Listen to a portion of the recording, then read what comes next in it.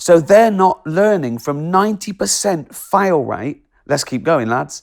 This seems like nothing makes sense.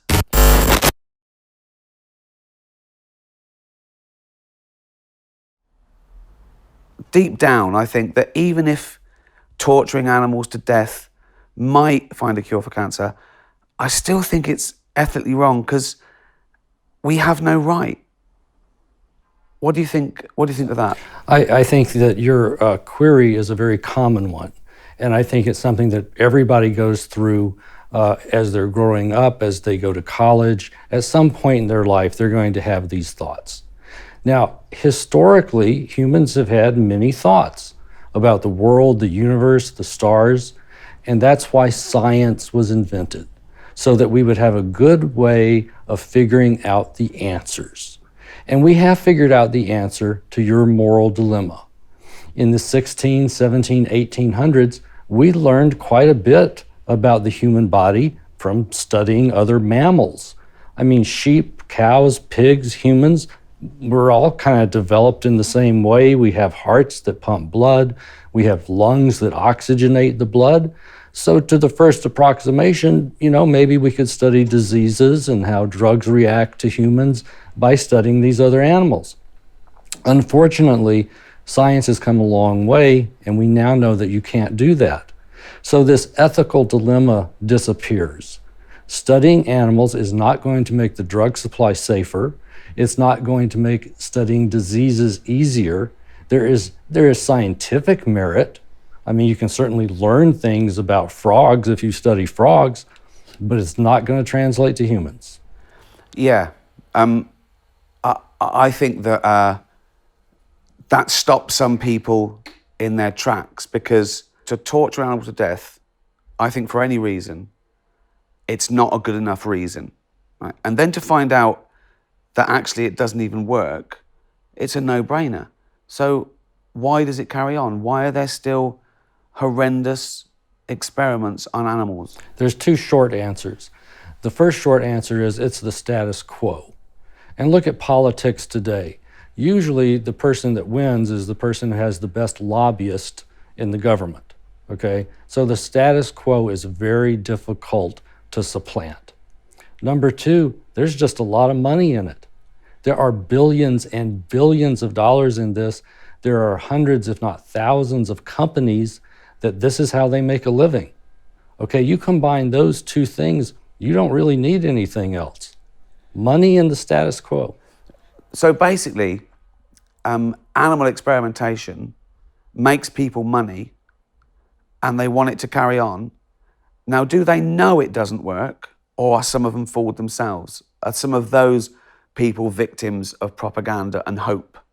There haven't been any scientific studies that we could quote to address your question. But based on my experience, it kind of breaks down in the following way.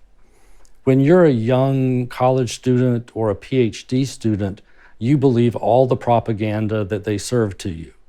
Now, by the time you get into your 30s and early 40s, kind of in the middle of your career, then you've been around the block enough to know that some of this stuff is just nonsense. But if you're in your 30s or 40s, your career is now what you do. You're not going to go back to school and become an engineer. You're not going to go back to school and do something else.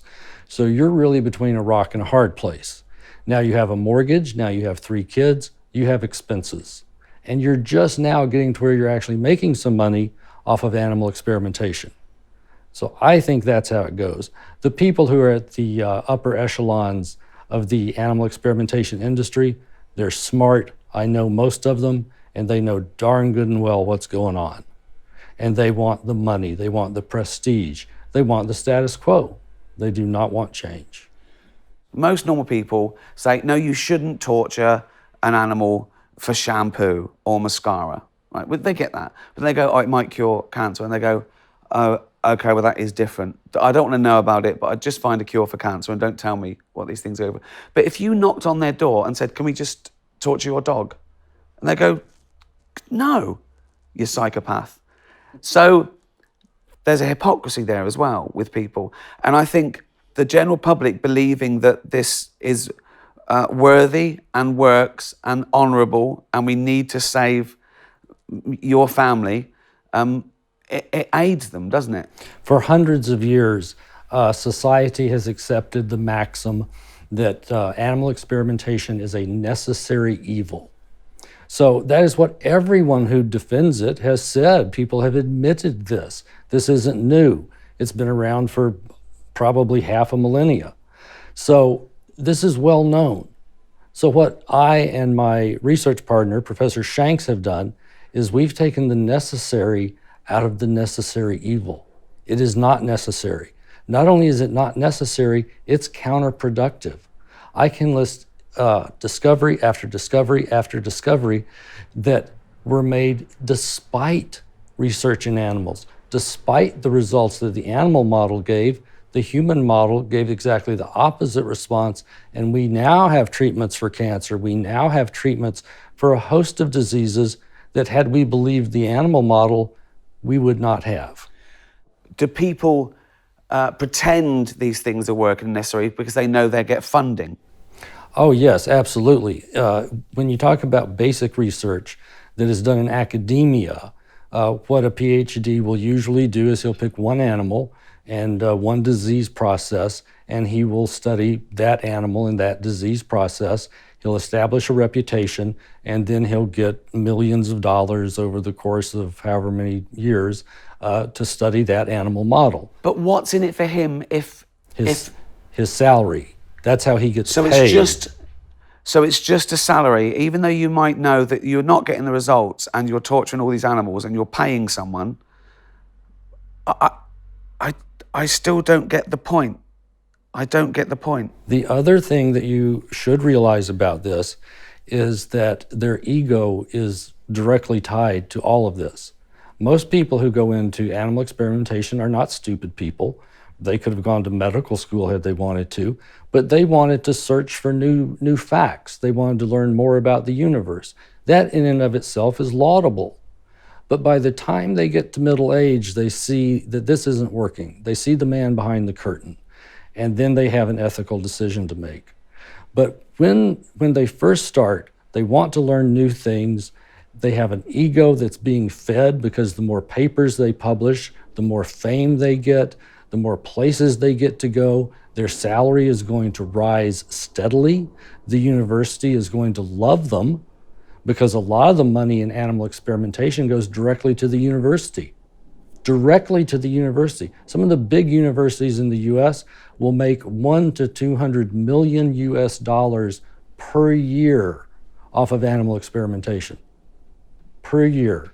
But who's saying, okay, you've wasted millions and millions of dollars and you've got no results, this isn't working? Who's saying that? No one's saying that. The only people that are saying that don't work for the university. All right, so I was in academia for 3 years. I taught at 2 different medical schools. I published in the medical literature, and I came to these conclusions, and I had 2 choices. If I had stayed in academia, I would not have been allowed to voice my opinion on these things. So I got out of academia and I started working full-time on what I do now. But I have had many academicians say to me, Dr. Greek, we believe you. We know that what you're saying is true. We've experienced this firsthand. But if I sign your petition or if I come on your board of directors, I'll be fired. So this is about money, and it's about a lot of money. Okay, so to what lengths do they go then, these people? Is there a range? There's a huge range, and it goes all the way from really 0, being non-invasive and non-intrusive and non-painful, all the way up to 10, which is gratuitous and as much pain as you can possibly imagine. Now, there are ways that animals can be used in research that are very, very viable. For example, if you're a veterinarian, and you want to see which diet, which food works better on English bulldogs, then you can take a group of English bulldogs that belong to your clients, and you can separate them into groups and you can feed them different foods. And that's perfectly acceptable. That's acceptable scientifically, it's acceptable ethically, and so on and so on. But the reason that animal experimentation is sold to society is because of the predictive value for drugs. Is this drug going to be safe and effective in my grandmother, in my child, in my sister? And that's where animal models fail, and fail conclusively. We have proven every year for 30 years that they fail. And the way we have done this is that 90% of drugs that pass the tests in animal models fail in human clinical trials. You would actually be better off just tossing a coin. Heads, the drug goes to market, tails, it doesn't. It's really hard to get worse than a 90% failure rate. See, that's incredible. Okay. So the most lucrative thing for these animal experiments is the least effective. That's right. And the thing that causes the most injury, the thing that causes the most pain, the thing that causes the most suffering is the one thing, arguably, that just flat out doesn't work. There's a lot of ways that animals can be used in science that are functional, they work. If you want to find out what the general contours are of mammalian anatomy, you can dissect a cat. It works. Ethically, I'm not in favor of it, but scientifically, it is functional, all right? And there's a lot of alternatives to dissecting a cat or to killing any animal for a high school biology class. Yeah. But those things are not why animal experimentation persists. There's a lot of alternatives to them. We don't need to do them. But when animal experimenters are really pinned against the wall, they will always say, it's your dog or your child. Right. Okay. Now, I hear that a lot, that whenever I tweet about pointless animal experiments, people say, hey, well, I hope you never take an aspirin then. Aspirin was developed long before animal testing. That's a horrible example. So I'm slightly worried that I've got a scientific bias in that ethically, I've already decided that torturing animals for any reason is wrong. Right? And you seem to be confirming this for me with facts, which is great. But maybe I should play devil's advocate. Oh, sure. And push you, and I'll try and find a reason why there should be animal experiments. No, that's what science is all about, is falsifying your opinion. You shouldn't seek confirmation of your opinion or your hypothesis. You should seek to falsify your hypothesis. Exactly. That's what science is. Exactly. So please, yes. Okay, we haven't done all the experiments yet, and there's some animals left. Let's just keep going, because we might find a cure for something. That's very similar to saying there's a lot of plants and animals in nature. Some we haven't even discovered. We discover several hundred new species of beetles and other bugs and plants every year. But no one says, maybe this is the one that was created by God. They say, oh, look, this evolved from that. And this one is going to evolve into something else. Evolution is a theory. A theory is one of the most powerful tools that science has. And once Darwin said, this evolved from that, that settled it. We don't go looking in the material universe for things that were created. It all evolved. Okay, you brought up God.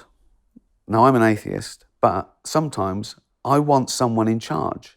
So if these experiments are pointless and they're torturing animals for no reason and they don't help, and someone's holding this information back as a money-making scheme and putting out propaganda and fooling everyone and giving them false hope that this torturing this beagle might save your grandmother, right? Who's in charge?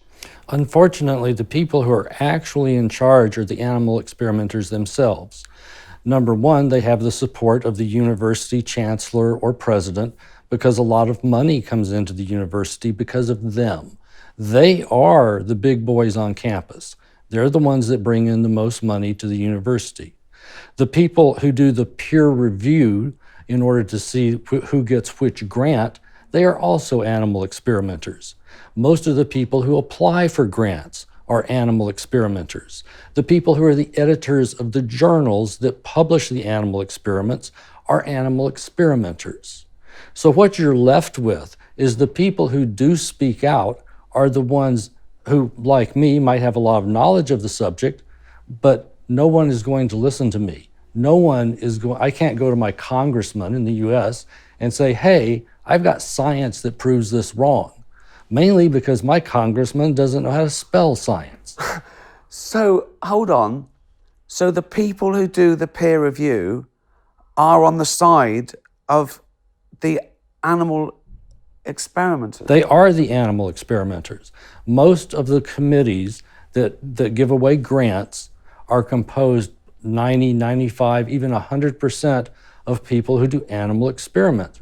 And they themselves are also applying for those same grants to do more experiments on animals. So the deck is stacked.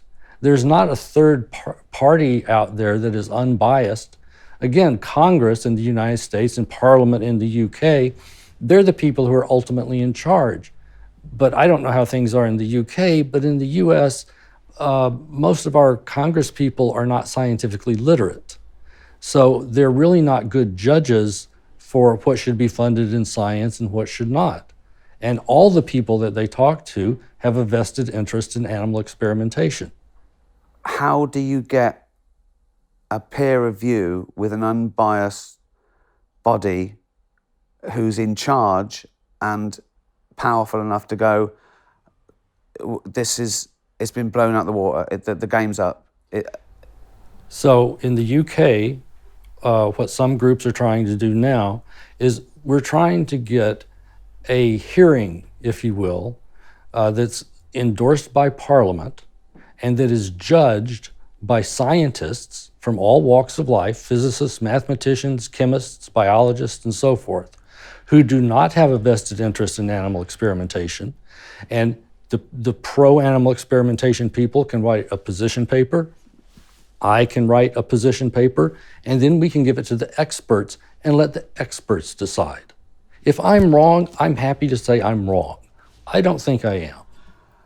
But hold on though, these people who took the money from presumably people who make drugs, who... Actually, most of it is from taxpayers. Really? Yes. Actually, what is happening, Ricky, is this is fraud. Yeah. Okay, in its purest form. Fraud is, you're going to give me some money today and I'm going to give you a product tomorrow. Only tomorrow never comes. That's what's happening.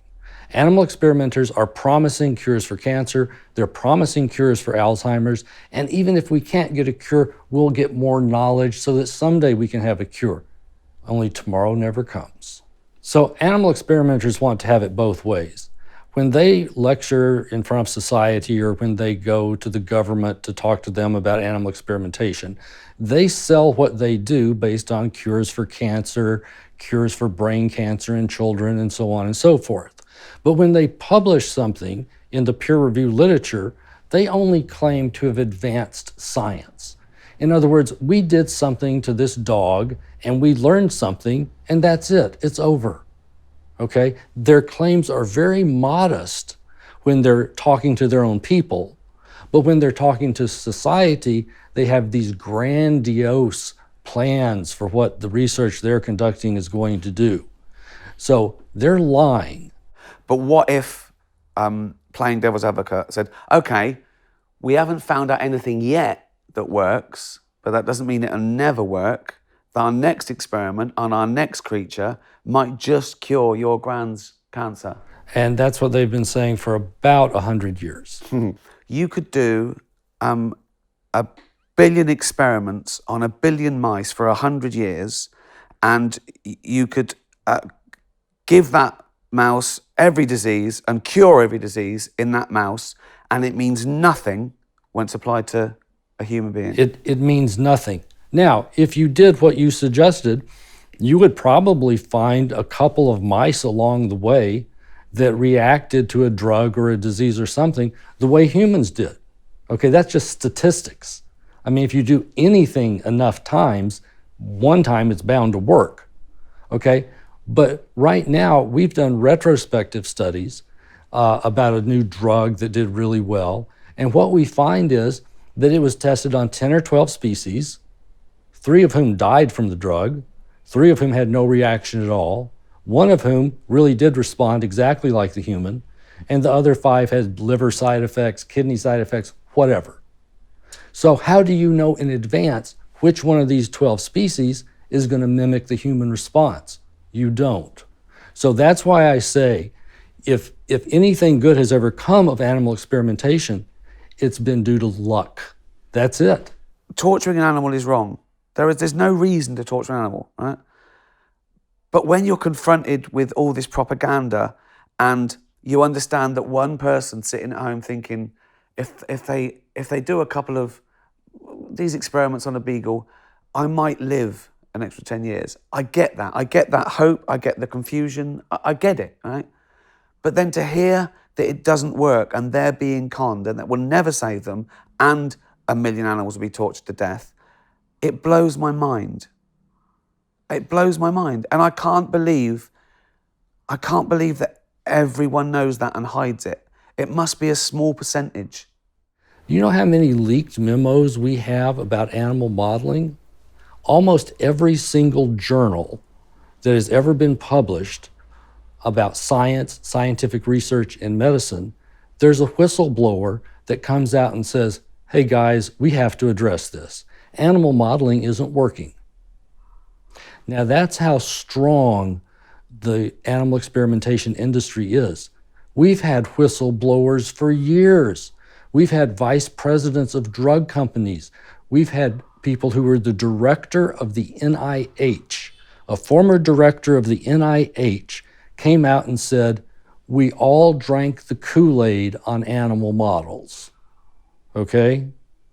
He retracted his statement about a week later when the National Association for Biomedical Research sent him a letter chastising him and telling him he better reverse his position, which he did. So there is a huge vested interest group, there is a huge lobby, and those are the people in charge, and they do not have a conscience. So they're not learning from 90% fail rate. Let's keep going, lads. This seems like nothing makes sense. So let me address something just very, very minimally tangential to what you just said. There's a huge money aspect in this. And a lot of people have criticized me because they say, well, he's just spinning a conspiracy theory. And that's absolutely false. A conspiracy theory in our day, the way we use the term, it means there's a few people at the very top that are profiting from something and they're fooling everyone else. And so they're committing a conspiracy, literally a conspiracy. What I'm saying is that there are millions of people involved in this, and every single one of them has a vested interest in it. All right? Yeah. That really is a conspiracy. That's a conspiracy as defined by law, okay? Just because a lot of people are involved in it doesn't mean that it's not happening, and it doesn't mean that the information that I'm trying to get out is false. So do you think in 100 years' time, people will look back on us like we look back and laugh at doctors who put leeches down our pants and drilled holes in our head to let out the demons? What this is going to amount to is, can you convince the people, the vested interest groups, mainly the drug companies, that they can actually make more money if they abandon the animal model? If they start human testing, which is very safe, very early in the drug discovery process, then they will have more good drugs that come to market, they'll have fewer bad drugs that make it to market, and their profit will soar. So if you can invest the really big money, and that's mainly the pharmaceutical groups, that the current paradigm doesn't have a chance of working, then yeah, in 100 years we'll definitely do that. How do you get your peer group to look at this and make their decision?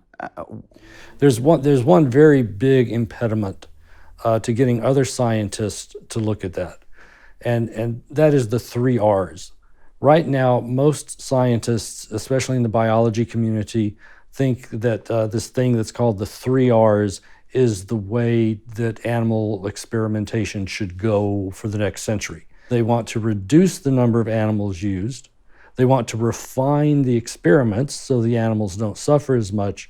And eventually they want to replace animals with some other modality that works. And going hand in hand with that is what are called alternatives. So there's a cottage industry that has grown up to try and find alternatives to animals that are used in research and testing. The fallacy is the animal experiments are not going to accomplish giving you a cure for cancer. They're not going to accomplish telling you whether the drug is safe and effective. You need human-based studies. The 3Rs community is sold by both animal experimentation groups and so-called animal protection groups. The NC3Rs, many of the charities that you have in the UK, the bigger, wealthier charities like the RSPCA, they all endorse the 3Rs. Well, so do the animal experimenters. Their science departments have either not looked at this issue as deeply as they should, in which case they shouldn't be getting a salary, or they're complicit. And because a lot of the people who are on the science boards of these big organizations are themselves former animal experimenters, they have a huge bias.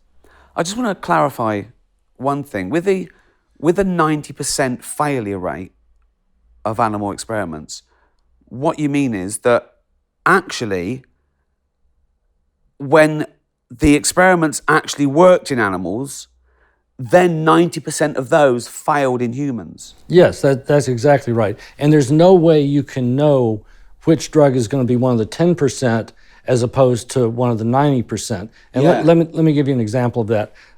When thalidomide was tested, some of the animals had some birth defects, and most of the animals did not have any birth defects. Okay, so then they went back and they looked at just about every drug that causes birth defects, and they looked at all the different species and so on and so on.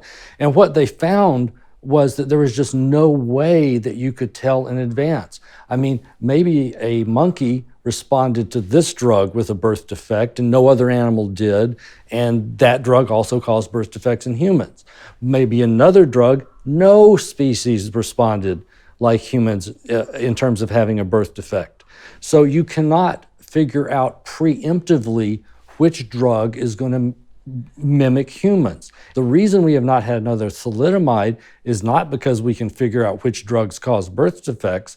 The reason we haven't had another thalidomide is because physicians only prescribe really old, really well-known drugs to pregnant women.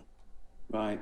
We just don't prescribe the new drugs because we don't have a clue what they're going to do to pregnant So the ones women. that work are human tested, really. That's exactly right. They've been human tested for decades and decades, and we know that they don't cause birth defects. And when people say, oh yeah, but all the drugs you get from your chemist, aspirin, they've been tested on animals, they've actually been tested, because all drugs are tested on animals, and they could have been tested on us first, we could have found them in a tree bark, and then we go, and now let's test it on a penguin. Exactly. It was already working. It was nothing to do with the animal test when it worked. Exactly. To go back to my birth defect comments, if we shelved every single drug that caused a birth defect in some animal species, we would have no drugs.